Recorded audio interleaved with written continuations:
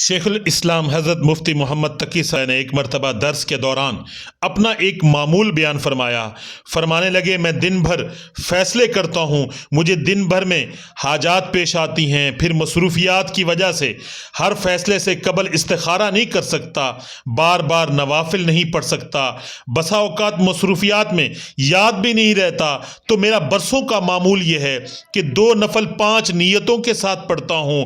نوافل میں متعدد نیتیں کی جا سکتی ہیں۔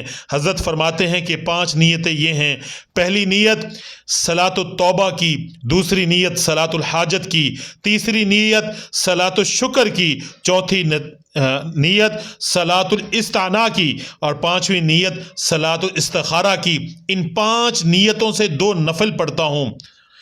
فرماتے ہیں کہ ان 5 نیتوں کی برکت سے مجھے دن بھر کے سارے کاموں میں بہت آسانی اور عافیت ہو جاتی ہے۔ صلاۃ التوبہ سے دن بھر کے گناہ معاف ہو جاتے ہیں، صلاۃ الحاجت سے دن بھر کی ساری ضروریات پوری ہوتی ہیں، اور شکر سے ان تمام نعمتوں میں اضافہ ہوتا ہے۔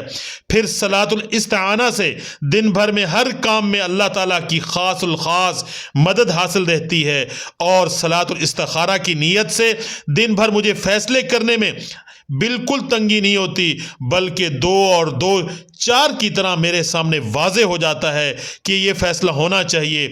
پھر فرماتے ہیں یہ عمل جو 2 رکعت نماز نفل 5 نیتوں کے ساتھ پڑھتا ہوں، دن بھر رجوع اللہ کا طریقہ ہے۔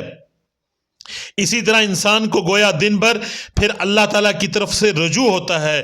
واقعی شیخ الاسلام دامت برکاتہم عالیہ نے بڑے کام کی بات کی ہے۔ آج سے ان نوافل کا معمول بنائیں، انشاءاللہ ان نوافل کی برکت سے بہت سے فوائد اور ثمرات سے